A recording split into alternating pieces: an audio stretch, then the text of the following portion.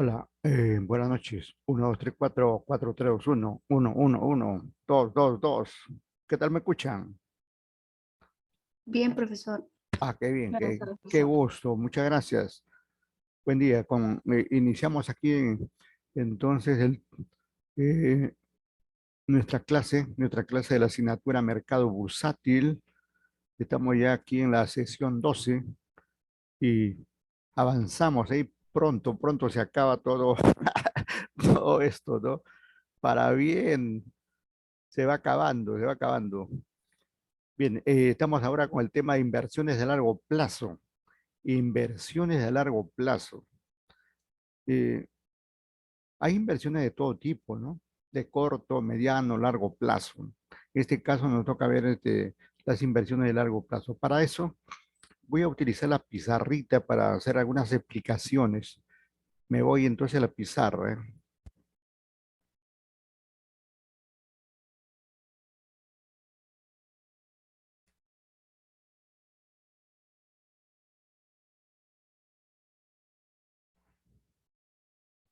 A ver, primero, primero quisiera hacer un repaso y si cuento con ustedes mejor, para ir haciendo algunos comentarios. En las semanas anteriores hemos venido conversando por ahí este tema. Aquí vamos a anotar de las operaciones financieras y hemos hablado de hasta tres grandes tipos, ¿no? Grandes tipos de operaciones financieras, ¿no? Entonces, a ver, me hacen recordar ustedes una operación financiera de la cual hemos hablado, especialmente la que hablamos, por ejemplo, la semana pasada. A ver si lo tienen ahí en su radar. En finanzas se habla de tres tipos de operaciones, de lo más utilizadas, ¿no? Nada, tenemos ahí 13 alumnos, alumnas. Bueno, avanzamos. Tenemos primero las operaciones de especulación, esencialmente finanzas y negocios. Y en negocios todo se especula, todo es especulación. Otro tipo de operación de la cual hemos hablado son las operaciones de arbitraje. Arbitraje. Y la semana pasada, esto está calientito incluso, estamos hablando de las operaciones de cobertura. Cobertura. ¿En qué consiste aquí cada una de estas operaciones? Ojo que estamos recordando esto, porque a lo largo del desarrollo de la asignatura ya lo hemos venido tratando de una u otra manera. En el campo de los negocios, si uno, si uno obtiene un préstamo, es para, es para poder ganar, ¿no? Entonces, uno especula, digamos, cuando compra algo, podemos poner así, compra, compra a bajos precios o precio bajo, ¿no? Precio bajo. O sea, procura, digamos, hacer eso. Compra a precio bajo para venderlo, obviamente, a precios altos, ¿no? Porque de eso se trata en los negocios, ¿no? De ganar, ¿no? Así. Eso es lo que sucede en especulación, en esta fase de las operaciones especulativas. Y esto es lo que hacen todos los negocios. Usted va al mercado, a la bodega, digamos, del barrio, y esa señora compró, digamos, el pan, por decirlo, compró a 30 céntimos y lo vende a 3 puntos, a, a 3 céntimos más, más algo, digamos. Si compró el arroz a 2 soles el kilo, lo vende a 2.10, 2.20, 2.30 y está ganando. Se va a la boutique y esa boutique compró, por decir, un polo, lo compró en 20 soles y a usted le vende a 30, a 40 soles. Y así, digamos, se hacen los negocios. Y eso es lo mismo que lo que hacen los bancos, ¿no? Los bancos captan el dinero de los ahorristas, le pagan menos de 1% al año y lo prestan a 30, 40, 50% a sus clientes, ¿no? Y siempre se está haciendo ese tipo de negocio, la especulación, ¿no? La especulación podríamos decir que eh, es un tipo de operación propia, auténtica, casi natural en el campo de los negocios, ¿no? Claro, cuando alguien acapara, lo esconde, ya maniobrando para que eh, a menos oferta haya mayor precio, ya se incluso podría considerarse como un delito. Pero el negocio normal es comprar a un menor precio y venderlo a otro. Eso es negocio. Así es el negocio. Y en el campo de las finanzas se ocurre así. Se compra a valores menores para obtener menores, o perdón, mayores valores. Es como si nosotros compramos un paquete de acciones, compramos a 50.000 soles un paquete de acciones y esperamos que suba y lo compraste 50.000 y ahora en el mercado, suponiendo, ¿no? Ya vale 60.000, 70.000, 100.000, ya está en 100.000. Y de repente cree que ya no va a seguir subiendo, ¿no? Previo análisis, lo vendes ahí, es el momento de vender, ¿no? Y lógicamente compraste a 50, esperaste ahí un tiempo y ahora lo vendes a 100 y negocio redondo. Bueno, eso es lo que se hace siempre en el campo de la finanza. Ahora, el arbitraje le dije aquí que ocurre algo particular, ¿no? Primero que este sucede en dos mercados, o sea, no sucede en un solo mercado. Aquí tenemos ahí, vamos a ponerle ahí el mercado uno, el mercado uno y el mercado 2. Sucede así en dos mercados a la vez. ¿Qué se hace? Eh, este del mercado uno, este del mercado uno, primero vende. Aquí primero vende. Este vamos a ponerle ahí uno, uno, salió medio raro ahí, uno, vende, uno vende. Y luego, este mismo compra aquí en el otro mercado. O sea, la operación 2 en el mismo momento, paralelamente, digamos, paralelamente. Primero vende y después compra. Muy aplicable aquí cuando se habla del tipo de cambio, por ejemplo. Especialmente ahora que vivimos en un mundo virtual, donde uno se entera que el tipo de cambio en Lima está a 4 soles y en Tacna está a 3.50, inmediatamente pues eh, compra en Tacna y luego vende en Lima y está ahí, está, digamos, haciendo negocio, ¿no? Estas operaciones de arbitraje son operaciones eventuales, donde uno se entera que en determinado lugar hay un menor precio y entonces primero vende a su cliente a un determinado precio y luego compra en el otro lado. Por decir, digamos, si hablamos de moneda extranjera acá, vende a 4, vende el dólar a 4 soles, pero paralelamente compró por acá, por decir, a 3.50. Entonces ya hizo negocio, ¿no? Ya hizo negocio. Primero se aseguró de vender a 4 soles y luego consigue los dólares que necesita a 3.50, ¿no? Y entonces ha ganado. Pero esta operación de arbitraje se corrige, como les expliqué la vez pasada, en forma automática, ¿no? En forma automática. Este que estaba vendiendo a 3.50 se entera, inmediatamente ya no vende a 3, sino vende a 4. Y entonces ya se acabó el arbitraje, ¿no? Vuelve, digamos, el mundo financiero vuelve a la realidad. Son pequeños momentos, instantes que pasa esto. No es, no es un aspecto normal. Es una situación transitoria, eventual, de, de, de oportunidad, ¿no? Incluso a la gente que está trabajando en esto le llaman arbitrajistas, en el sentido que ellos están buscando así estas oportunidades, ¿no? Para vender primero, comprar luego y hacer el negocio. Incluso se dice que en este tipo de operación, no hay riesgo, no riesgo. O sea, acá se anula el riesgo. ¿Por qué se anula? Porque primero has vendido y luego has comprado. Y has vendido a un precio mayor y has comprado a un precio menor, como este que mencioné, ¿no? Y por lo tanto no hay riesgo.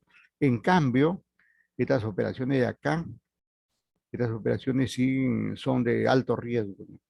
Aquí no hay nada seguro, ¿no? Es alto el riesgo, ¿no?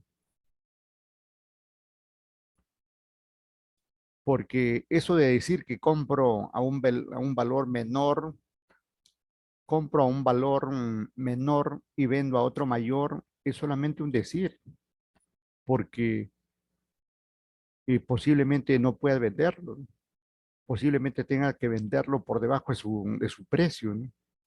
Y pasa, ¿no? Pasa en algunos casos de compras acciones a 10 soles cada una y después tiene que venderlo a 5 y de repente nadie te compra y pierde, digamos, ¿no? Y así puede suceder incluso en los productos, ¿no? Crees que te has estocado, que has hecho el negocio de tu vida, estoqueándote con un producto para poder venderlo a un precio mayor y cuando de repente aparecen otros competidores y te sacan la vuelta, como se dijera en los negocios, y se acabó, digamos, tu oportunidad de negocio, ¿no? También puede pasar ahí, ¿no? Esta última operación en la que vimos la semana pasada, cobertura se llama, digamos, porque de alguna manera nos cubre el riesgo. Entonces, esto nos llega a cubrir del riesgo. Por eso se llama cobertura, porque llega a cubrir del riesgo. Y estábamos hablando de distintos contratos, ¿no? Y hablábamos ahí de dos mercados. Atentos ahí, de dos mercados. Eh, el mercado uno, el mercado uno y este mercado 2, este mercado uno llamado el mercado controlado, que es el mercado formal, oficial, como dice ahí, controlado, ¿no? Con cámara de compensación y liquidación, este mercado uno llamado controlado. Y este otro mercado 2, fuera de control, llamado también mercado OTC, fuera de control. Y entonces decíamos que la diferencia entre ambos eran que en este había cámara de compensación y liquidación. Ahí, acá en este mercado controlado existe eso. Y en el otro lado, eh, sin, sin cámara, sin cámara de compensación y liquidación. Pero eran mercados que ambos son mercados formales, ¿eh? Ambos son mercados formales, legales, simplemente que uno no tiene cámara y el otro sí tiene cámara, ¿no? Y entonces decíamos que en este primero, en el mercado controlado, acá se negocian dos tipos de derivados financieros, como son los futuros y las opciones. Esencialmente eso, esencialmente eso. Claro, además por aquí aparecen los forward y también los swap. Mejor dicho, en el mercado controlado se vende de todo, ¿no? Pero esencialmente estos futuros y las opciones. ¿Por qué? Porque estos dos de acá, los swap y los forward, se pueden negociar en un mercado sin control, como este de acá. Acá. Acá, por ejemplo, de los derivados que podemos negociar, están los forward y los swap. Nada más. No podemos negociar futuros, no podemos negociar opciones y tampoco otro tipo de de derivados que requieren obligatoriamente una cámara de compensación. Recordemos que esta cámara de compensación hace las veces de Cavalli. Aquí en la Bolsa de Valores de Lima tenemos a la cámara de compensación y liquidación, es ejercida, operada, funcionada por Cavalli, ¿no? Y es la empresa que cobra y paga y entrega y recibe todos los instrumentos que se negocian. En este mercado, dos, no existe eso, ¿no? Es un trato, digamos, entre las partes, ¿no? Acá se trata entre las partes. El mercado 2 fuera de control, cualquier persona, cualquier empresa trata directamente con el banco, que generalmente es ahí donde ocurren las operaciones. En este mercado uno no. Va a haber de todas maneras un comprador, un vendedor, ¿no? Pero yo no sé quién será el vendedor. Yo puedo ir a comprar y no sé quién, y por lo general no me interesa quién venda, porque la cámara me garantiza eso, ¿no? Si yo voy a comprar, la cámara me garantiza que voy a tener los bienes y voy a tener la garantía de la operación. Igualmente al que vende. El que vende le vende a la cámara prácticamente. Le vende a la cámara y es la cámara, digamos, la que le asegura pagarle. Le asegura pagarle al vendedor, ¿no? Y entonces así funciona este mundo de las operaciones. Entonces, esto, digamos, que estamos viendo ahí es un recordar de lo que ya hemos estado viendo. Ahora, ¿cómo se dan? Ah, pero antes, digamos lo siguiente, miren, antes de lo siguiente, que no lo había dicho esto, recordemos aquí lo siguiente. Mire, las operaciones de especulación, las operaciones de arbitraje y las operaciones de cobertura no son operaciones puras, sino que pueden mezclar, pueden combinarse, ¿no? Pueden combinarse. Porque miren, cuando uno hace una operación de especulación, de una u otra manera está, digamos, está interviniendo el arbitraje. No tan claro y tan preciso, pero interviene. Igualmente, cuando especula, está buscando, digamos, protegerse del riesgo. E igualmente, cuando uno hace una operación de, de arbitraje, de todas maneras, al, está especulando, porque está buscando comprar barato e incluso ha vendido antes, ya a un valor más alto. Igualmente, cuando hacemos operaciones de cobertura, ¿no? Cuando hacemos operaciones de cobertura, de todas maneras especulamos y de todas maneras también entramos ahí, aunque sea en mínima parte, con el arbitraje. Por eso le digo que no hay operaciones totalmente puras, ¿no?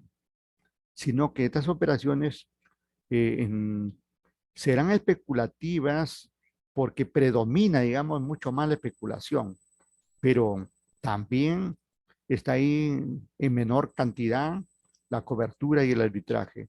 E igualmente en las otras no son totalmente, puramente de arbitraje o puramente de cobertura, sino que los otros tipos de operaciones también intervienen. Y es que es así, digamos, en el mundo, digamos, nada se puede hacer en forma individual. Siempre una transacción necesita a la otra. Es como la vida, ¿no? Es como la vida, nosotros no, por más que querramos apartarnos de la gente, del mundo, no podemos vivir sin la gente, sin el mundo, ¿no? Le necesitamos para eso, para que nos dé, digamos, ayuda, cariño, estimación, estímulo, nos facilite trabajo, dinero, en fin, muchas cosas. Siempre nos necesitamos, digamos, ¿no? Y entonces lo mismo ocurre aquí en estas operaciones. Una necesita de la otra. De una u otra manera se necesitan, digamos. Ahora, vamos a guardar esto. Todo esto que estoy mencionando no está, digamos, todavía no estoy hablando ahí de de las inversiones de largo plazo. En este momento sí voy a hablar de las operaciones de largo plazo. Entonces nos vamos por acá, miren. Entonces primero tenemos acá, vamos por acá, entonces inversiones. Vamos a poner por acá inversiones.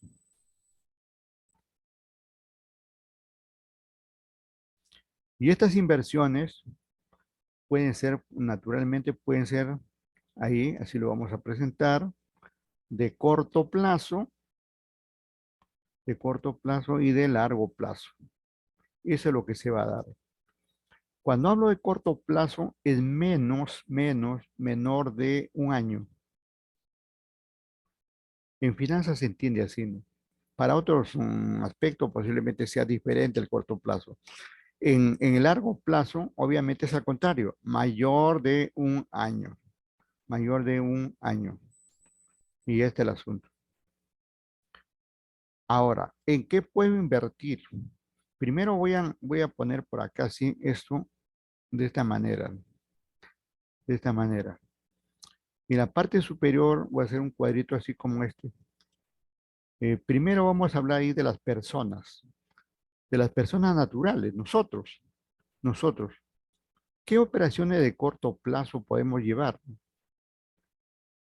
¿Y qué operaciones de largo plazo podemos llevar? Y en el otro lado vamos a hablar de las personas jurídicas, ¿no?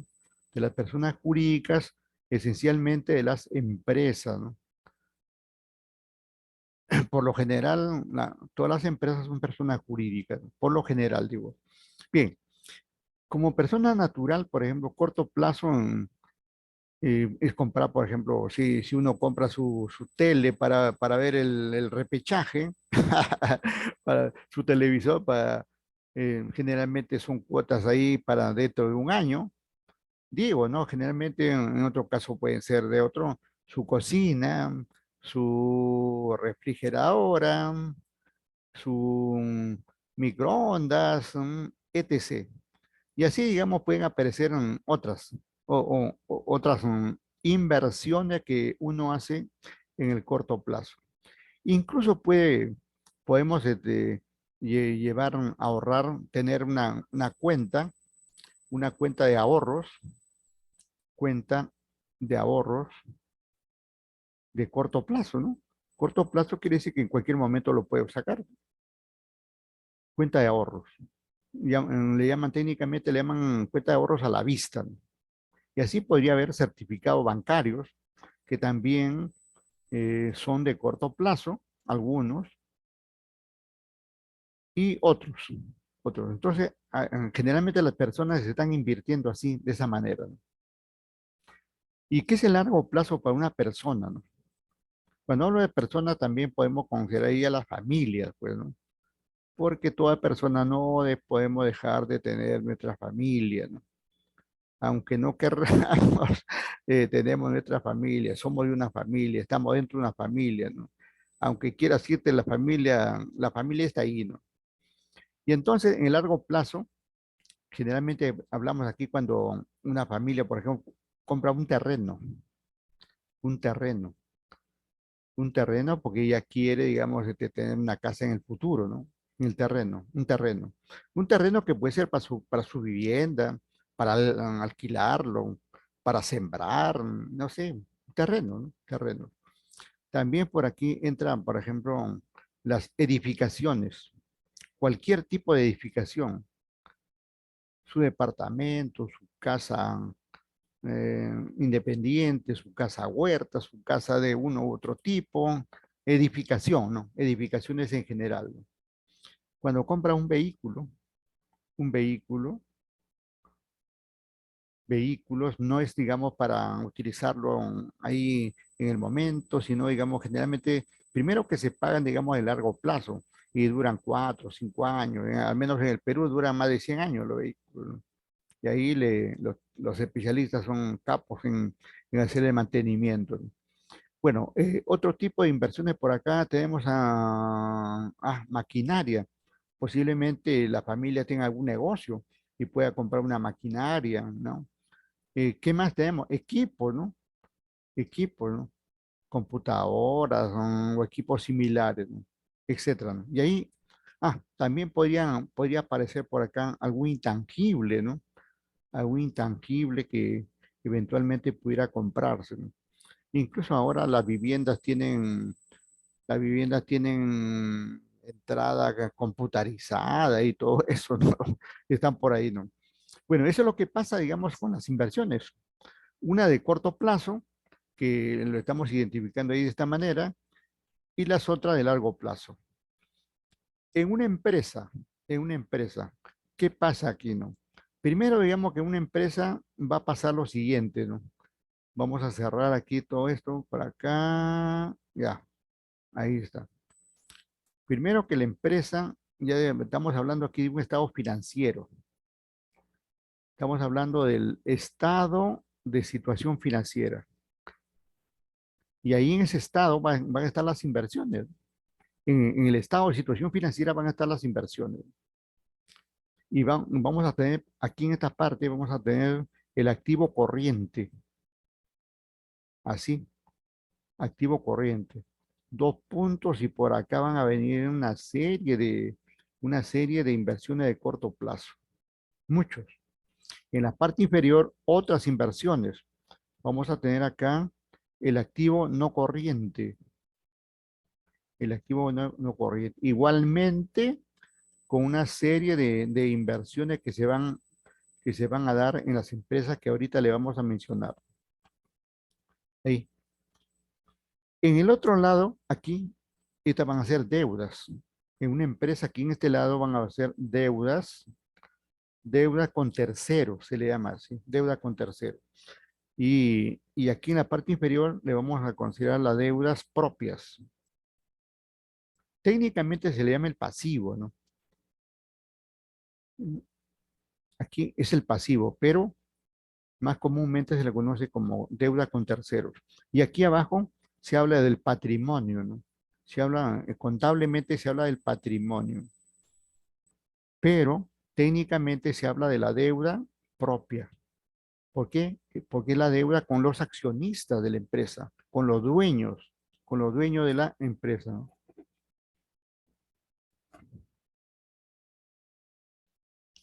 A ver, y entonces de una empresa, ¿qué tenemos? ¿Qué inversiones de corrientes, activo corriente? ¿Qué inversiones corrientes tenemos?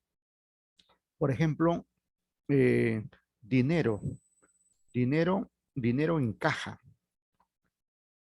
dinero en cajatambo, como dicen, ¿no? Dinero en caja, ¿no? Dinero en cuenta corriente, ¿no?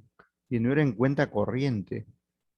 Dinero en cuentas a plazo, ¿no? Aquí, plazos, certificados bancarios, como se ha dicho también para las personas naturales, y también por aquí aparece, por ejemplo, el término cuenta por cobrar comerciales. En una empresa van a aparecer las cuentas por cobrar comerciales. Van a aparecer por acá las existencias. Además van a aparecer gastos pagados por anticipado. Y ahí paramos la mano así en el corto plazo. Todo esto que estoy mencionando ahí es de corto plazo. Activo corriente, corto plazo. Y esto activo no corriente, llamado también de largo plazo, inversiones de largo plazo. Y ahí se repite todo esto, todo esto de acá, todo esto, todo esto es lo que también finalmente tienen las empresas. Como hemos puesto ahí, terrenos, edificaciones, vehículos, maquinaria, eh, equipos, equipos, muebles, enseres, herramientas, etcétera, etcétera. Construcciones también, ya aparece todo ese mundo. Entonces, para ubicarnos en el terreno debemos entenderlo así, ¿no? Si hablamos de inversión de largo plazo de una persona natural como nosotros, hablamos de estas inversiones de largo plazo. Y si hablamos de una empresa, hablamos aquí de esto. Ah, pero me olvidaba, digamos, algo de bien importante aquí, me estaba olvidando. Miren, por acá ingresan, y bien, digamos que aquí que he cambiado el color para ponerlo acá. Hay un concepto en el corto plazo que aparece como valores negociables. Y por acá van a aparecer como inversiones permanentes, inversiones permanentes. ¿Qué cosas son estos dos conceptos? Estos conceptos de acá, este con este, tienen una relación. Primero, digamos que se refieren a lo mismo, a lo mismo. Cuando una empresa tiene valores negociables aquí en el corto plazo, aquí arriba, es que compró acciones, compró bonos, compró letras, letras del tesoro, otro tipo de instrumentos, pero como dice su nombre, negociable, para especular. Aquí donde la empresa aplica la especulación que hemos hablado anteriormente. Es decir, esto lo ha comprado para venderlo. Lo ha comprado a un precio menor para venderlo cuando suba a un precio mayor y tener beneficio, utilidad, ¿no? En cambio, aquí abajo, estas inversiones permanentes igualmente se van a referir, como ya he dicho, a acciones, a bonos, a otro tipo de instrumentos, otros instrumentos financieros que eventualmente pudiera tener el mercado, ¿no? Pero ten en cuenta que esto de acá, no se compran para venderlo, sino para tenerlo así en forma permanente. Como dice ahí, inversiones permanentes. Tenerlo ahí para ejercer poder dentro de dentro de otra empresa a la cual pertenecen las acciones, a la cual pertenecen los bonos, a la cual pertenecen los otros instrumentos financieros. Entonces, hoy vamos a hablar de estas inversiones permanentes. Cuando una empresa compra una serie de instrumentos, una serie de activos, cualesquiera que fuere, una serie de activos para, digamos, tenerlo ahí por mucho tiempo. Y si son acciones para ejercer poder sobre la empresa a la cual pertenecen esas acciones. Y si son bonos que eh, la empresa que ha invertido ha comprado estos bonos, pero no lo va a recuperar inmediatamente, sino lo va a recuperar en 20, 30, 40, 100 años. Claro que en ese tiempo va a ir cobrando, digamos, de los intereses correspondientes, etcétera, ¿no? Entonces, este es el escenario que tenemos ahí para para las inversiones. No sé si tienen ahí, por favor, algún comentario mientras guardamos aquí esto.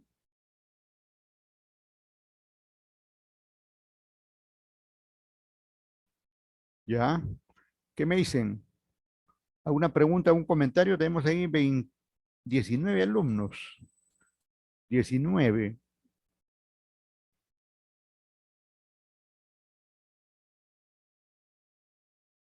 Bien, bien. Entonces, con este, con este escenario, con este escenario, vamos a ir a ver, aquí vamos a compartir otros materiales. No, nos olvidamos de acá y nos vamos. Dejamos la pizarrita en paz y nos vamos aquí a compartir. Un ratito ahí que voy a entrar a una página web para ver un estado financiero, para ver todo lo que he dicho yo, cómo, cómo, cómo es en la realidad, ¿no? Un ratito ahí, vamos a ver.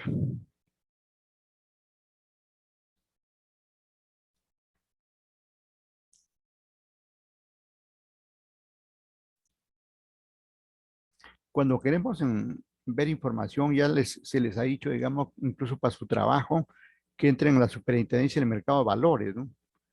Y ahí hay una pestaña que se llama información financiera y ahí podemos ver, digamos, las inversiones de cualquier empresa, ¿no?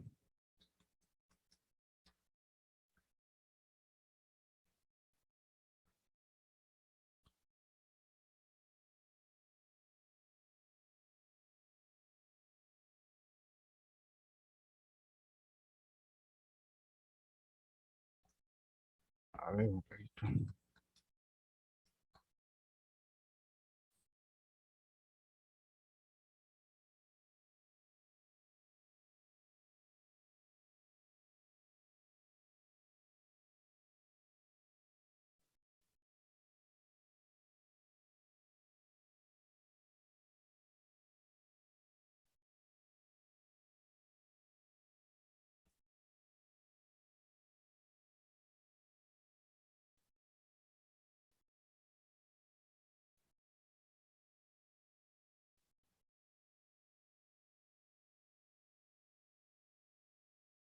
Está medio raro esto. Algo pasa por acá.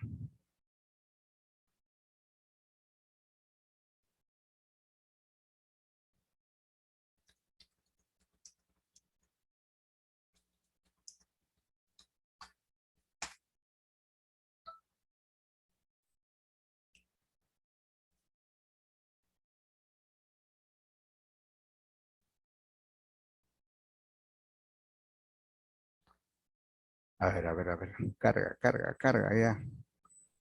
Ya.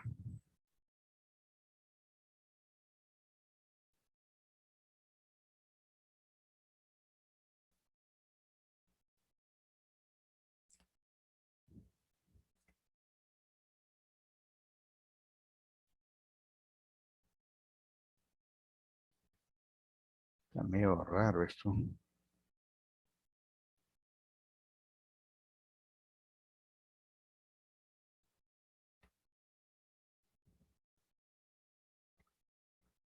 Me está dando otra información el sistema ahí.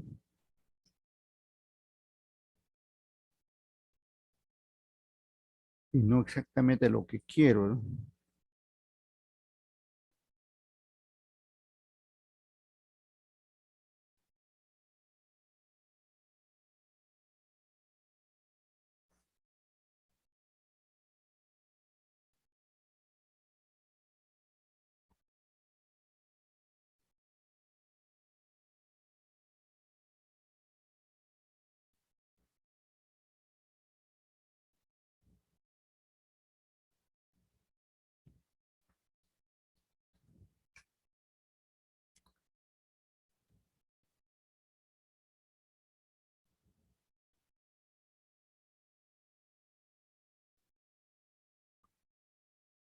Ya, ahora sí.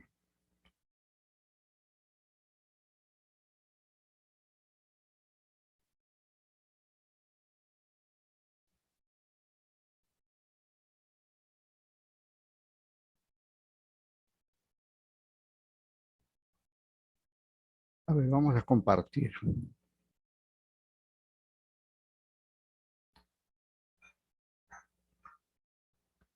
Bueno, lo que quiero compartir es, aquí, por ejemplo, tenemos la empresa Alicorp. Y entonces tenemos ahí la información financiera de muchos años, ¿no? Uno puede hacer una investigación ahí, cómo ha ido, cómo ha ido. Podemos hacer varios trabajos aquí sobre las inversiones, sobre la deuda, ¿no? La rentabilidad, la liquidez de esta empresa a través de los años, etcétera, ¿no? Ahí podemos ver, hay mucha información que podemos utilizar, ¿no? Vamos a ver alguna información actualizar como esto del 2020, por ejemplo. Mire. Entro ahí al 2020 para ver, digamos, la información de los estados financieros que habíamos mencionado, ¿no? En la parte superior podemos ver ahí que está activo ahí el estado de situación financiera. También tenemos el estado de resultados, el estado de cambio en el patrimonio neto, el estado de flujos efectivos, el estado de resultados integrales, todos los estados financieros. Pero nos interesa esto de las inversiones, mire. Y entonces ahí podemos ver, miren, lo que acabo de comentar, ¿no? Lo que acabo de comentar ahí. Tenemos aquí, por ejemplo, los activos corrientes, miren. Ahí están los activos corrientes. Todo esto, toda esta parte, más que las cifras, nos interesan los nombrecitos, los nombres que tenemos acá, para ver, digamos, en qué invirtió la empresa en el corto plazo. Por ejemplo, tiene ahí cuentas por cobrar comerciales. Luego, por acá más abajo tiene anticipo de clientes, inventarios, esto que le llaman también existencia, inventario, ¿no? Y también tiene activos biológicos, ujú, chakras, animales, ¿no? Ahí está. Y hay varios conceptos, pero todo esto es como hemos dicho, inversiones de corto plazo. Pero nosotros vamos a hablar ahora de las inversiones de largo plazo y esa la podemos ver ahí en la parte inferior, ¿no? Entonces, en la parte inferior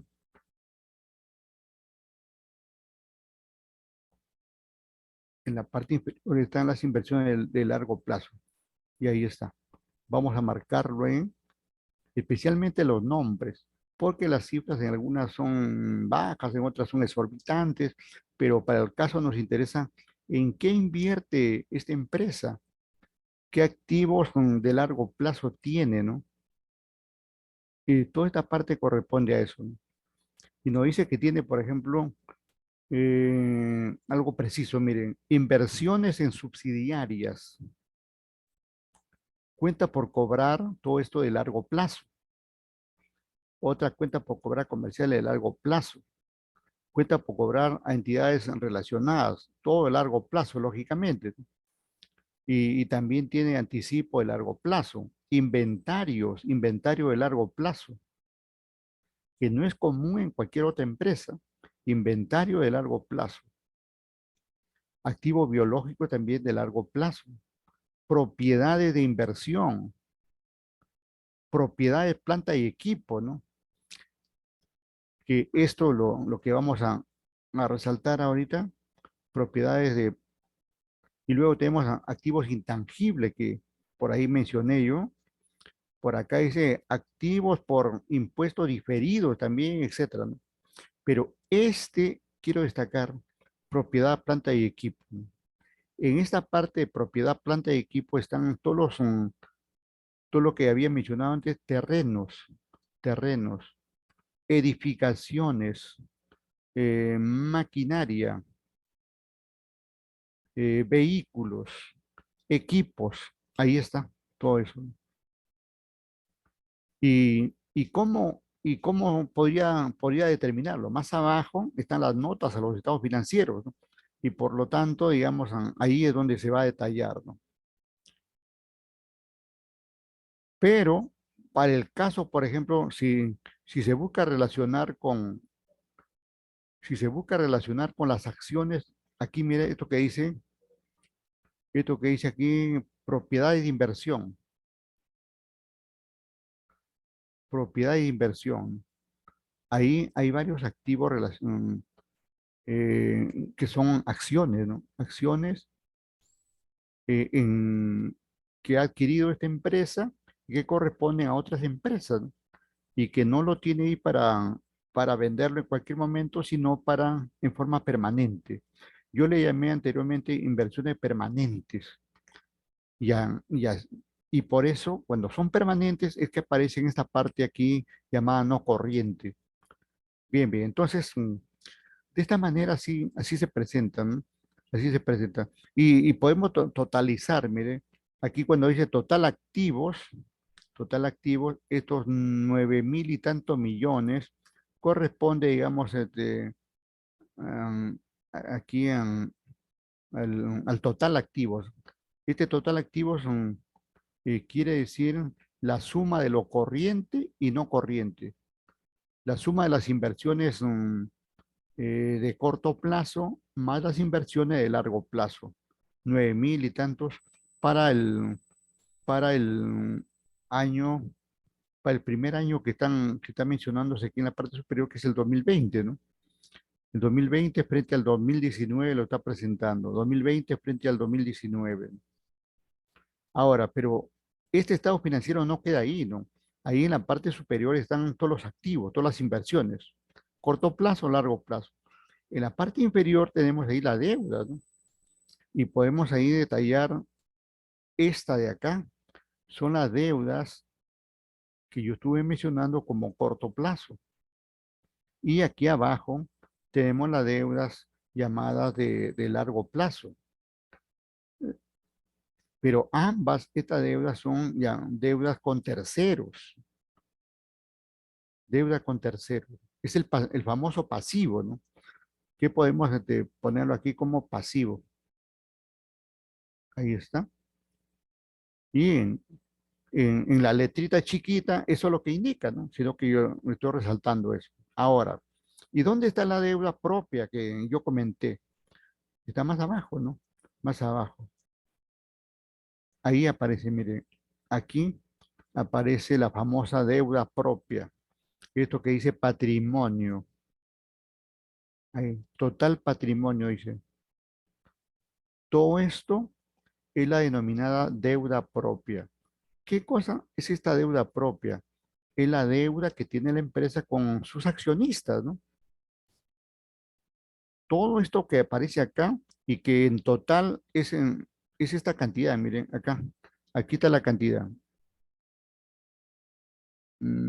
Aquí parece medio, aquí, hasta ahí es. Hasta ahí es. 333.645 y tantos. Estos 333 millones, ¿no? Y entonces a, a ese importe asciende la deuda propia. Esa deuda es el aporte, eh, esos son los recursos, estos 333.000 y tantos millones son los que han aportado los accionistas y que mantienen la empresa y eso permite, digamos, el resto de actividades. Miren cómo funciona esto. Eh, todo esto que tenemos aquí en la parte inferior, voy a graficarlo aquí en un cuadrito, aquí en medio, ya. Aquí. Vamos a rayar los estados financieros de Alicor. Ahí. Todo esto está representado en este cuadro que yo lo había hecho también ya, el estado de situación financiera. Todo lo que estamos hablando está acá, está acá. En esta parte, en esta parte izquierda están los activos o inversiones, activos o inversiones. Y en esta parte derecha están las deudas, también llamadas eh, endeudamiento, también llamado financiamiento, también llamado apalancamiento. Todos esos términos son los adecuados. Y entonces, por aquí aparece el activo corriente. Esto es lo que hemos visto, el activo corriente. Y por acá, el activo no corriente, ¿no? Eso es lo que hemos visto, así. Y por acá hemos visto también que está el pasivo, ¿no? Todo esto es el pasivo, siendo una parte corriente y otra parte no corriente. Y en la parte inferior está el patrimonio. Eso es lo que está ahí en la letrita, ahí, los números, eso es lo que está. Pero ¿cómo funciona esto? ¿Cómo funciona? No es que la empresa, digamos, por acá, digamos, tenga por decir, se me ocurre, eh, 900 y tantos millones, digamos, por decir, ¿no? No es que tenga ahí 900, eh, deudas, 900 millones, inversiones, 900 millones. No es que la empresa, digamos, tenga 1.800 en total, sino que esto funciona así, miren. Estos 900 de deudas, todo esto, todas estas deudas se concreta aquí, acá, en todo esto. Es decir, que estas deudas se convierten en inversiones. Los accionistas aportaron dinero y eso fue a parar aquí al activo corriente, aquí, dinero. Los accionistas aportaron inventario y viene por acá. Los accionistas aportaron acciones para poder venderlo y están por acá. Y los accionistas aportaron terreno y está por acá. Los accionistas aportaron vehículos y está por acá, y aportaron edificaciones y está por acá, aportaron intangibles, está por acá, aportaron inversiones permanentes, acciones de largo plazo para mantenerlo ahí y está por ahí. Simplemente digamos que técnicamente las inversiones son igual a las deudas o las deudas son igual a las inversiones. Pero esto pareciera, digamos, como el huevo y la gallina, ¿no? Y no es tanto así. El asunto es que primero, primero, primero, una empresa obtiene el financiamiento. Esto es uno. Primero obtiene el financiamiento, ¿no? Y luego esto se concreta acá, en el 2. Así es. ¿Qué quiere decir eso? Mientras más inversiones se tenga, mientras mayor, perdón, mientras mayores deudas se tenga, mayores inversiones se va a tener. Mientras menor, esto se, mientras, mientras disminuyan las deudas, igualmente las inversiones van a disminuir, ¿no? Y así hay una correlación entre todo esto, ¿no? Entonces, todo lo que tenemos ahí de fondo, con los números que tiene ahí la web de Alicor, se plasma, digamos, en este cuadrito, que ya lo habíamos explicado. Nosotros entonces, ¿de qué vamos a hablar? De esto de acá, de esto vamos a hablar, de las inversiones de largo plazo, de las inversiones de largo plazo que pueden llevar a cabo generalmente las empresas, pero también las personas naturales, como ya también lo habíamos indicado, porque todo lo que puede tener una persona natural también lo puede tener una empresa, o al contrario, todo lo que puede tener una empresa lo puede tener una persona natural, ¿no? Así funciona esto. No sé si hay alguna pregunta, por favor.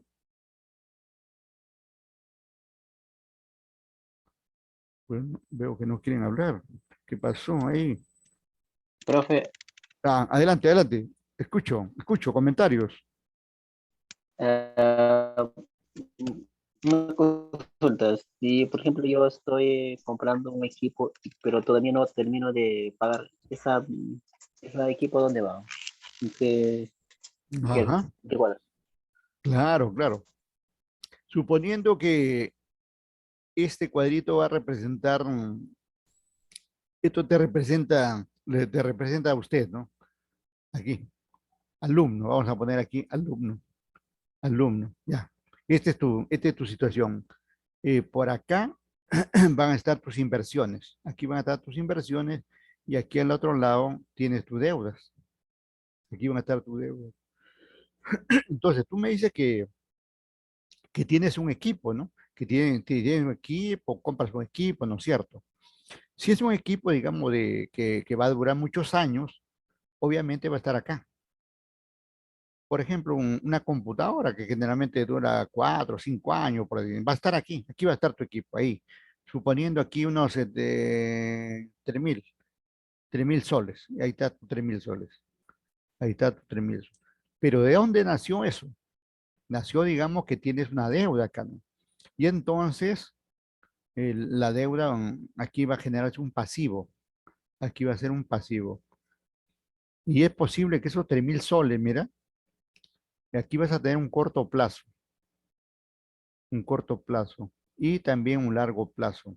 Esos 3.000 posiblemente en el corto plazo, vamos a suponer que vas a pagar 1.000 vas a pagar en el corto plazo y el resto, más allá de un año, vas a pagar estos 2.000. Y ya está, y ahí está, 3 a 3. Y así se representa, digamos. Esa representación gráfica vale para una persona, vale para una empresa, generalmente más utilizado, digamos, para las empresas, porque estamos hablando de un estado financiero, pero por añadidura lo podemos considerar así, ¿no? Ahora, y puede haber más cosas, ¿no?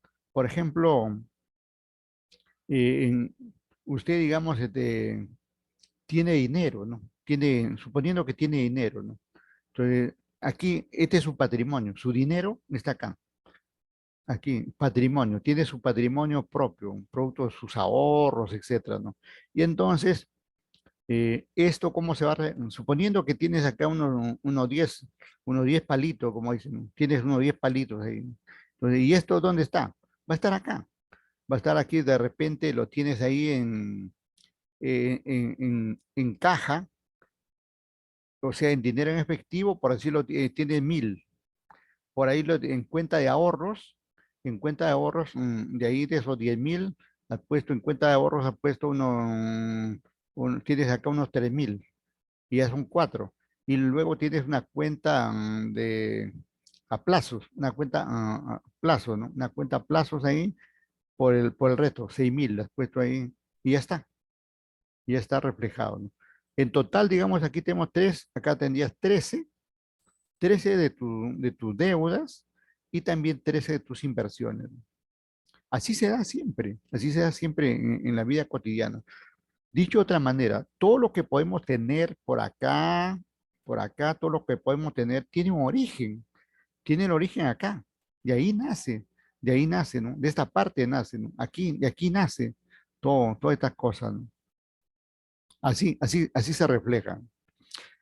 Ahora, en una empresa se va a dar esto lo mismo, pero en una empresa lo manejan, digamos, empresarialmente, en el sentido, digamos, que, miren, estas deudas, escuchen, esto es bien importante, estas deudas tienen un costo, esta deuda tiene un costo. Suponiendo, por ejemplo, 21%, toda esta deuda tiene un costo de 21%, suponiendo, ¿no?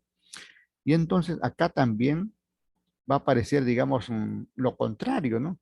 Va a aparecer la rentabilidad. O sea, uno tiene que buscarle en la empresa la rentabilidad, ¿no? ¿Y cuánto va a ser esa rentabilidad? Podría ser 21 también.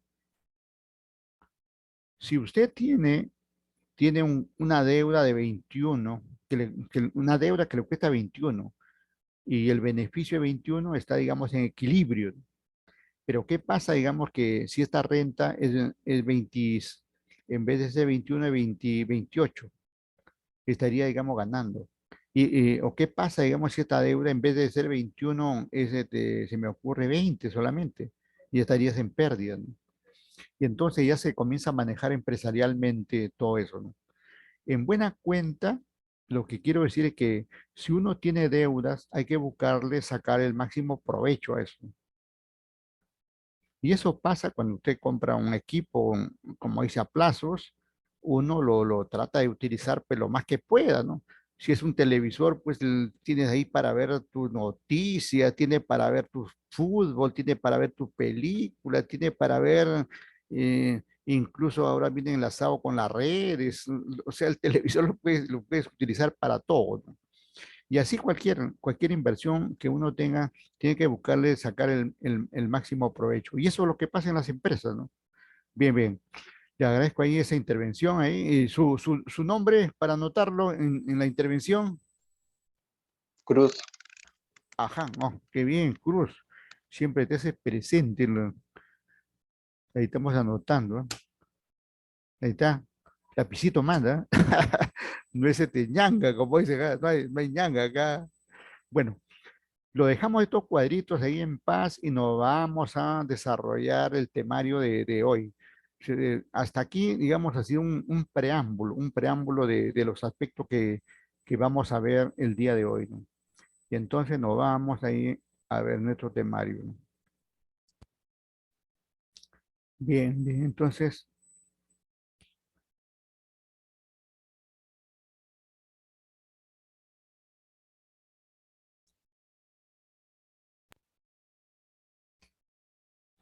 ese es el índice que vamos a ver. Por acá está la competencia que queremos lograr, que en gran parte ya lo vamos indicando ahí. Vamos a ver. Aquí, por ejemplo, hemos dividido las inversiones así de varias formas, ¿no? Y esto puede ser aplicable a una persona natural o una persona jurídica. Inversiones de largo plazo en el mercado bancario. ¿Qué podemos hacer, no? Por ejemplo, en el mercado bancario podemos tener una cuenta de ahorros, ¿no? Una cuenta de ahorros. eh, si es aquí estamos hablando de si es una inversión de largo plazo, tendría que ser una cuenta de ahorros a largo plazo, ¿no? Podemos generalmente también se tiene cuenta corriente o cuenta de cheque, como le llaman los mexicanos. Podemos tener certificados, ¿no? Pero la cuenta natural aquí de largo plazo es esta, ¿no? La cuenta de ahorro a largo plazo, ¿no? Y también estos certificados bancarios que en la medida que que lo tengamos ahí está ganando más intereses que otro, ¿no? Y entonces ahí es una forma de invertir. No vamos a entrar a los detalles ahí porque ya sabemos cómo se manejan esas cuentas, cómo, en qué consiste y todo eso. Por aquí le damos algunos consejos, ¿no? Dice, ¿cómo debemos, digamos, debemos tener una filosofía del ahorro, ¿no? Generalmente los peruanos no somos de ahorrar, ¿no? Todo lo que podemos ganar inmediatamente queremos consumirlo. Incluso vivimos endeudados, incluso vivimos endeudados. O sea, no tenemos esa filosofía del ahorro. Deberíamos aprender a ahorrar, ¿no? Algo, de lo poco que podamos tener, deberíamos dedicarlo a algún cachito, digamos, al ahorro, de modo, digamos, que pudiera crecer como este dinero, esta plantita que están por acá, miren así, va subiendo, ¿no? Va trepando, ¿no? Eh, ¿Por qué tienes que saber invertir, no? Bueno, porque hay que saber invertir porque hay inversiones de, como hemos dicho, de corto y largo plazo. Y aquí, digamos, hay que saber que en cada inversión hay que buscar la mayor rentabilidad. Y también hay que entender que si queremos ganar más, también va a haber mayor riesgo. Eso ténganlo presente, por favor. A mayor rentabilidad, mayor riesgo. En el campo de los negocios, de la finanza, es así, ¿no? Si quieres ganar más, te tienes que enfrentar naturalmente a mayores riesgos. No hay otra forma, ¿no? No hay otra forma, ¿no? Luego, otra pregunta dice, ¿cómo lo hacen los grandes inversores, ¿no? Los grandes inversores tienen, pues primero tienen la filosofía de ahorrar, ¿no? Y otro hacen, digamos, que el dinero que tienen trabaje para ellos. Ya Robert Kiyosaki, ese gurú que le llaman de las finanzas, que a veces no acierta de nada, pero al menos deja algunas enseñanzas, ¿no? Porque hay un libro que le llaman Padre Rico, Padre Pobre, ¿no? O Padre Pobre, Padre Rico, ¿no? Es una suerte de novela donde Robert Kiyosaki aduce tener dos padres, uno que es pobre, que vive, digamos, de su trabajo, de día a día, mes a mes, como el profesor Hernández, y otro, digamos, el padre rico, ¿no? Que tiene dinero y lo invierte en la bolsa y compra bonos y compra acciones y compra letras y compra índices bursátiles, etcétera, ¿no? Y sentadito ahí está ganando, ¿no? Entonces, este señor Robert Kiyosaki, en una parte de este libro, dice que los pobres se esfuerzan, digamos, o trabajan para ganar dinero. Y eso es cierto.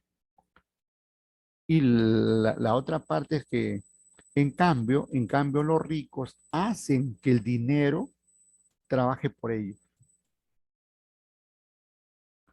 Por eso, digamos, el consejo, digamos, en la medida que podamos tener un importe de dinero, saber invertirlo para sacarle el provecho necesario.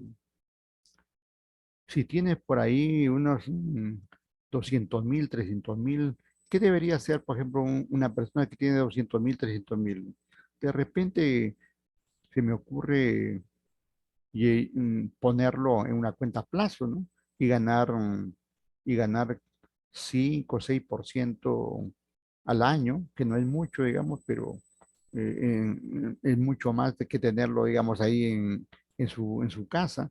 O de repente, algo más constructivo, comprar oro, comprar plata, o de repente, digamos, comprar un inmueble, ¿no? Y ese es lo más común que se está viendo actualmente, ¿no? Hay mucha gente que tiene, que además de su inmueble donde vive, tiene otros, y esos otros lo alquila y solitos se van pagando. E incluso le queda, digamos, un saldo, digamos, como beneficio, ¿no? hay que, hay que hacer inversiones, ¿no? Hay que hacer inversión en la medida, digamos, que se tengan los recursos correspondientes, claro. Aprende a invertir a largo plazo. Bueno, ese es el reto, pues, ese es el reto, especialmente en acciones, ¿no? En acciones, eh, en acciones las inversiones son a largo plazo. No esperemos un beneficio en el corto plazo. Van a haber, van a haber buenos beneficios, incluso por encima de la tasa de las cuentas a plazos, incluso por encima frente a otros tipos de inversiones, pero siempre y cuando, digámoslo, se mantenga ahí en el largo plazo. Y ese largo plazo estamos hablando de 10 años para arriba. Por eso algunos, y vamos a ver ahí unos materiales audiovisuales donde aconsejan ahí que no te pongas nervioso si compartes acciones y están a la baja, porque eso en cualquier momento otra vez se valoran y pueden subir, ¿no? Porque las inversiones hay que tener en cuenta en el largo plazo, ¿no? Y luego menciona acá, consigue atractivas rentabilidades. Claro, en la medida, digamos, que uno tiene inversiones, la rentabilidad está de por medio, ¿no? Pero no hay que olvidar eso, esa receta que siempre nos dicen los especialistas, ¿no? Que si uno quiere ganar más rentabilidad, tiene que someterse a mayores riesgos. Y eso es así, es casi natural esa situación, ¿no? Por ejemplo, miren, voy a borrar esta parte y poner por acá.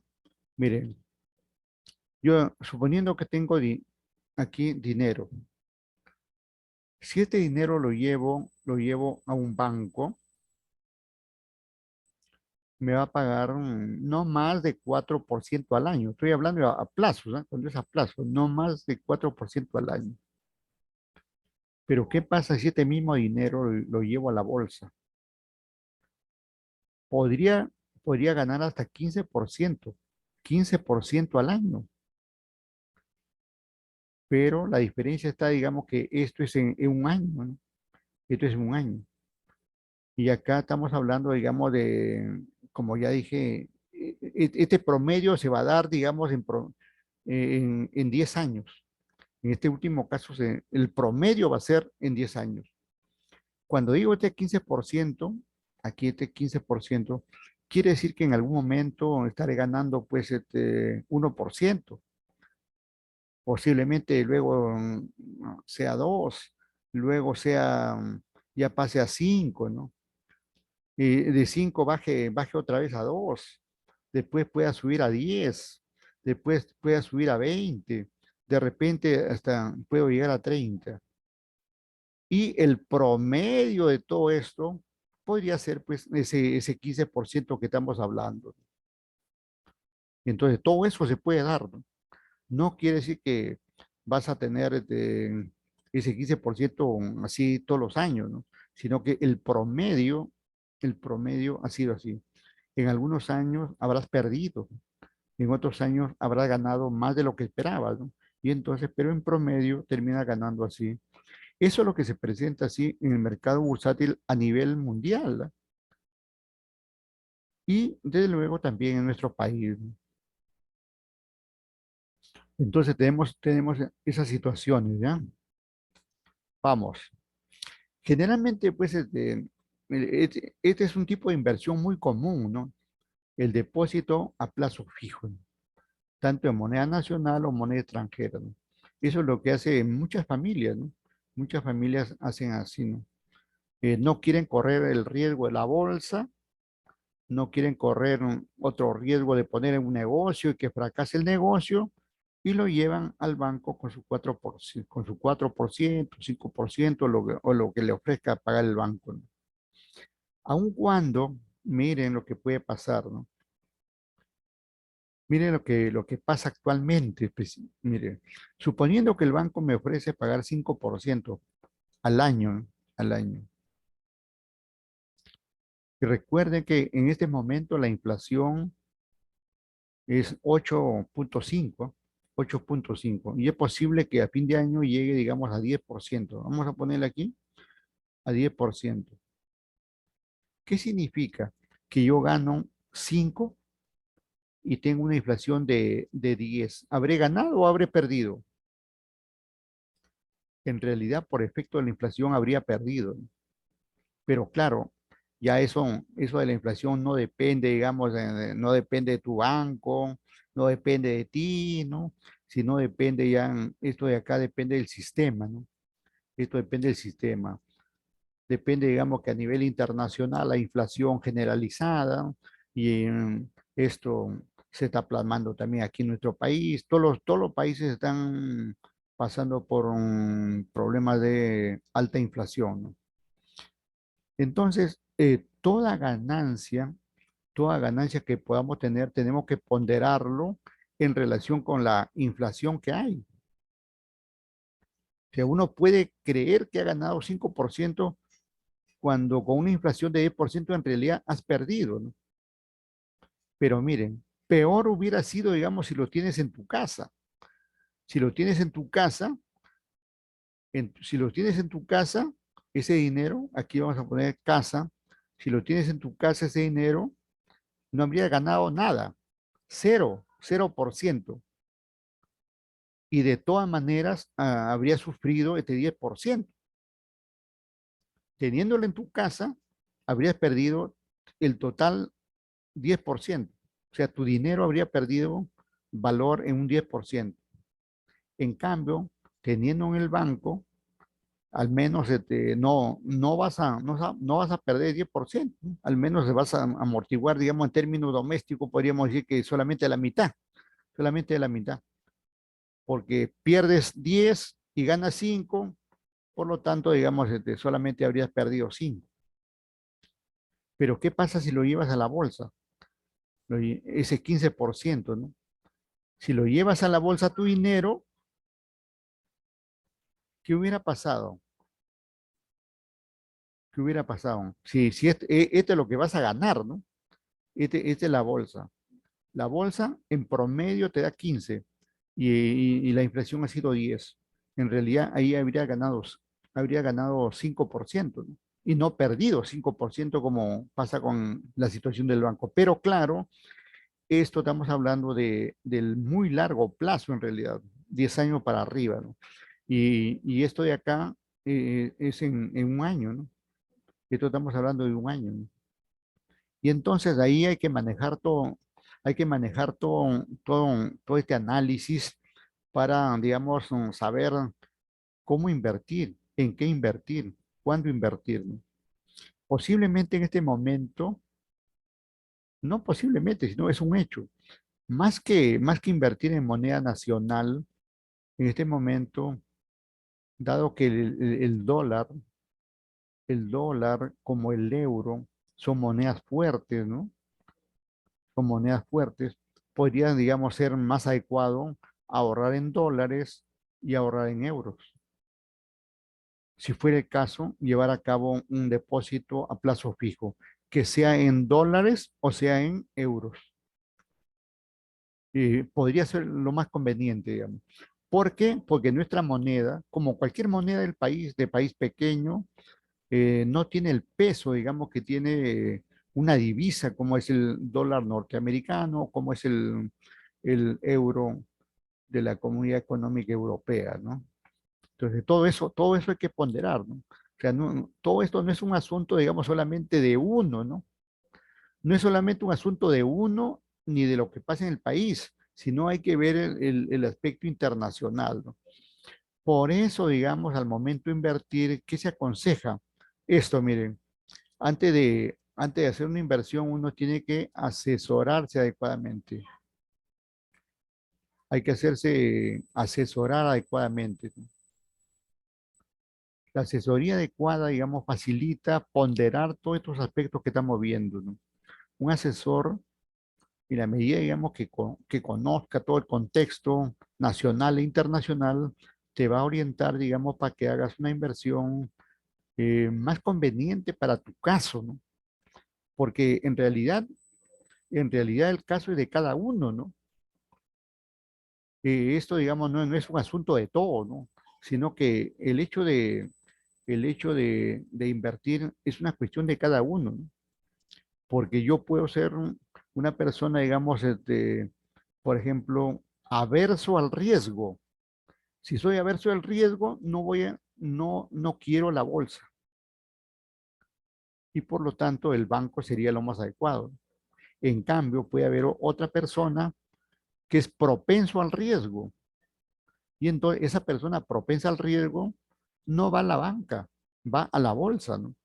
Porque es su naturaleza psicológica la que lo lleva así, o sea, a, a hacer inversiones así de más riesgo que se va en la bolsa, ¿no?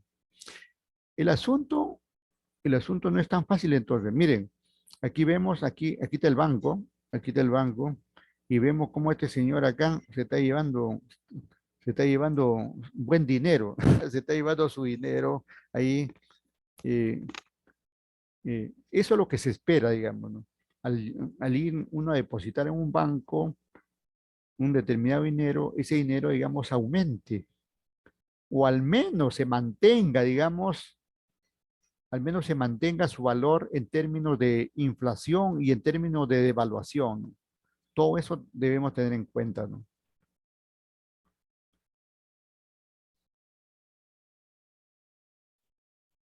Pero a veces, pues, mire, en el caso de los peruanos, primero que somos renuentes al ahorro, ¿no? Y segundo, que no tenemos para ahorrar, ¿no? Casi vivimos, digamos, para el día a día, ¿no? Y lo poco que podemos tener, incluso con esa amplia publicidad del consumo, la publicidad, digamos, de una economía consumista, hace que todo lo lleves, lo gastes pronto, ¿no? Porque ya te metieron ahí, te metieron en la mente el licor, la discoteca, el cine, ya te metieron ahí una prenda de vestir, un nuevo par de zapatos, incluso hasta una nueva mascarilla, ya quiere cambiar de mascarilla y entonces todo juega ahí al final, ¿no? Por eso que mayormente la gente no es no tiene la filosofía del ahorro, ¿no? Porque se deja arrastrar por la publicidad, ¿no? La publicidad, digamos, penetra en la gente, ¿no? Y hace, digamos, que tu, que tu dominio como tal se rompa, digamos, y, y hay gente, digamos, que compra incluso muchos bienes que no lo utiliza, ¿no? O lo utiliza una vez y luego ya no le gusta. Y todo, ¿por qué? Por el bombardeo publicitario que le hicieron en el tipo de economía que estamos viviendo, ¿no? Bueno, así pasa, pues. Más bien, en esta pandemia, de alguna manera, ha servido para ahorrar un poco, ¿no? Al menos lo que hemos tenido trabajo, ¿no? Lo que hemos tenido trabajo, porque en algunos casos, como no hemos podido salir, bueno, ahora ya se está pudiendo salir, ¿no? Pero gran parte del 2020, 2021 no hemos salido. Y si no has salido, por ahí no ha sido necesario, en algunos casos, ni siquiera que te bañes, ni siquiera que te compres ropa nueva, ¿no? Ni siquiera que utilices lociones, ni vayas a un cine, a un restaurante, ¿no? O sea, por ahí hay personas que posiblemente han ahorrado en esa parte, ¿no? Siempre y cuando, lógicamente, haya tenido los ingresos, ¿no? Pero también ha predominado, digamos, la falta de empleo, ¿no? La falta de empleo, incluso hay algunos que han perdido su empleo y hasta ahora no lo recuperan y están buscándolo por ahí, ¿no? Esperamos que esa situación vaya mejorando, ¿no? O sea, hay muchos factores que entran, digamos, en este mundo de las inversiones, ¿no? O sea, no solamente es el deseo, sino la coyuntura que puede estar por ahí, ¿no? Este es lo mismo, simplemente que una ampliación, ya ustedes lo leen eso, también esto es lo mismo. Ah, ah, este aquí podemos hacer referencia a la tasa, ¿no? La tasa que te pueden pagar, ¿no? Por ejemplo, aquí habla de una TREA. Recuerden aquí, miren, primero digamos que hay tasas Se habla, digamos, de la TEA. Esto también anótenlo, ¿no? De la TEA. Pero esta TEA funciona, digamos, tanto para ahorros como para préstamos. Se habla, digamos, la TEA para ahorro y préstamo. Claro que no es la misma, ¿no? Pero se habla así. Pero cuando se habla de ahorros, esta TEA se convierte en TREA, lo que vemos ahí, TREA 7%. Tasa de rendimiento efectivo anual, ¿no? TREA, tasa de rendimiento efectivo anual. Y por acá en los préstamos se convierte en TCEA, tasa de costo efectivo, tasa de costo efectiva anual. TCEA, uy, aquí, TCEA, C, TCEA, así. ¿Qué pasa aquí con estas dos tasas? Primero, digamos, por ejemplo, acá podemos encontrar una TREA de 7%, como dice aquí del ejemplo, ¿no? En el largo plazo. Pero este largo plazo podría ser de 720 días, por decir. Generalmente no encontramos para un año, esa tasa no existe un año. 4%, 5% es para un año. Pero cuando hablamos ya de 2 años, podría aparecer ese 7%, especialmente a nivel de cajas. Las cajas pagan más que los bancos. Una TREA, una TREA mayor. Las cajas ofrecen una TREA mayor que los bancos. Bueno, y en el otro lado aquí estamos hablando de las deudas. Bueno, y la deuda no es tema de hoy, ¿no? Pero simplemente le estaba haciendo la comparación, ¿no? Cuando hablamos aquí de ahorros, estamos hablando de las inversiones. Y cuando hablamos de préstamos, estamos hablando de deudas, ¿no? De deudas. Aquí ahorros como sinónimo de inversión. Y entonces aparece anoten esa sigla de TREA, ¿no? La TREA, ¿no? Y los bancos son así, mire, escuche esto, ¿no? Los bancos te ofrecen, por decir, te ofrecen, eh, te ofrecen pagar, vamos a poner por acá, 8%. El banco te ofrece una TCEA de 8%. En el papel te dice así, 8%, pero finalmente te termina pagando este 8, te termina pagando 7%. ¿Y por qué? Porque te comienza a descontar ahí el uso de sus sistemas, la carga de datos, comisiones, seguros, una serie de desembolsos pequeños, ¿no? Así sucede. Te ofrecen una TEA de 8 y te terminan pagando una TREA de 7. En cambio, en las deudas es al contrario. Te dicen que te van a cobrar, por decir, una TCA de 30% anual. Estamos hablando anual, ¿no? Y finalmente te cobran, repito, te cobran aquí una TEA de 30. Y finalmente ese 30 se convierte en 35%. Entonces podemos ver que así trabajan los bancos. Y todo esto tenemos que conocerlo, ¿no? Para que no creas que te van a pagar este 8%. Finalmente te van a terminar pagando este 7 solamente.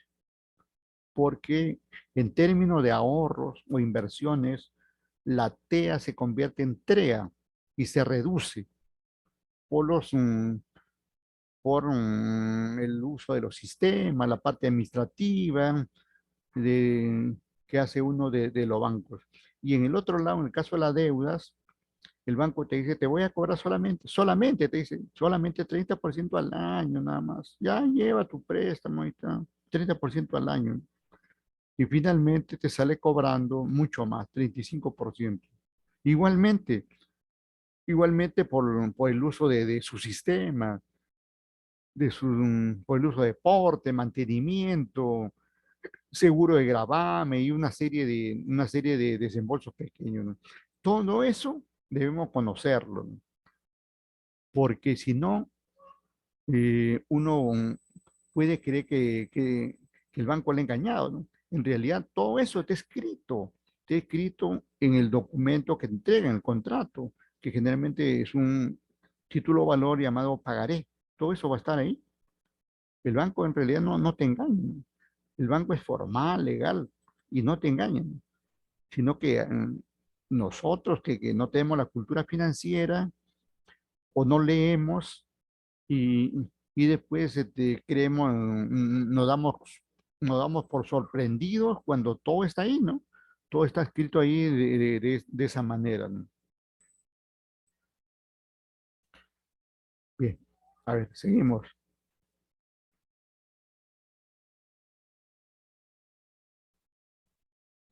Bueno, seguimos ahí con los plazos así a plazo fijo. Es lo más común. Lo más común para las personas y las empresas, ¿no? Esto de depósitos a plazo fijo, ¿no? Y puede haber, digamos, a 3 meses, 6 meses, 9 meses, 12 meses, 24 meses, 36 meses, ya depende, digamos, en la, en la medida que uno amarre su dinero a mayor plazo, uno va a obtener una mayor tasa. Eso sí, eso es cierto, ¿no?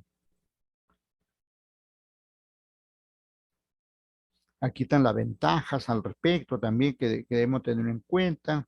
Algunas características por acá. Incluso aquí está el caso de la caja municipal que ofrecen mucho más, como he indicado, ¿no? Y eso no es que yo le esté haciendo publicidad a la caja ni nada por el estilo, yo no tengo nada que ver con la caja, sino que es una realidad, ¿no?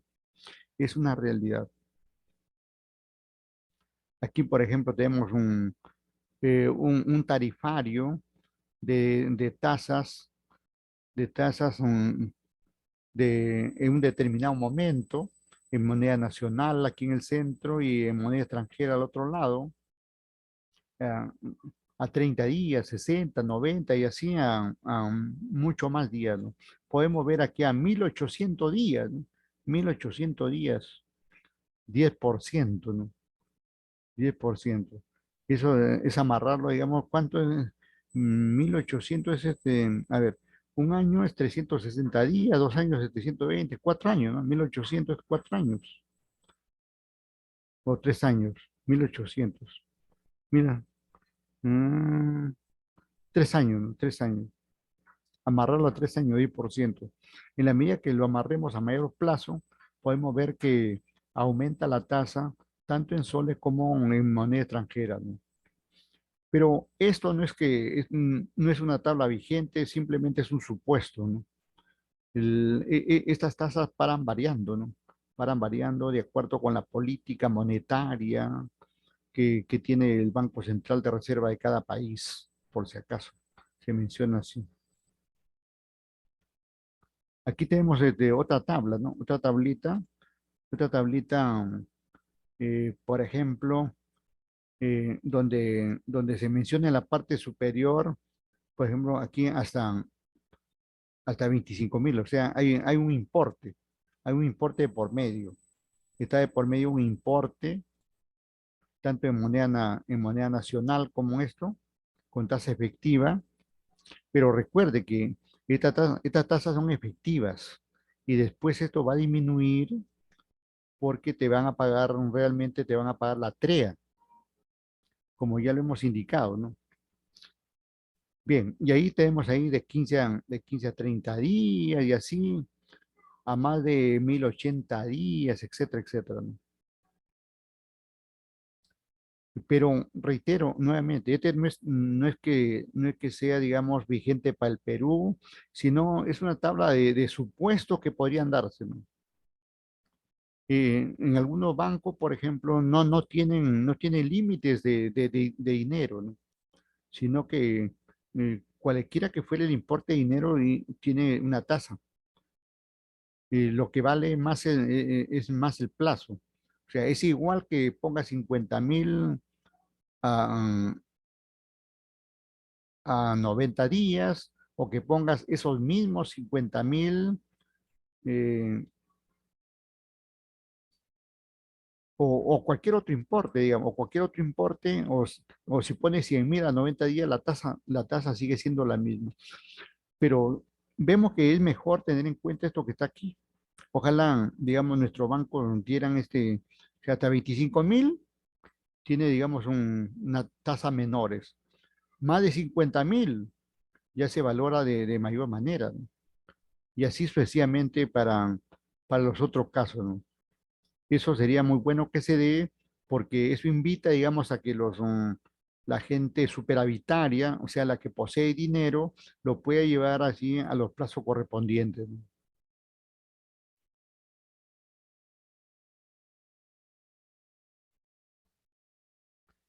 Otro documento muy utilizado es el certificado bancario, que lo hemos venido mencionando, ¿no?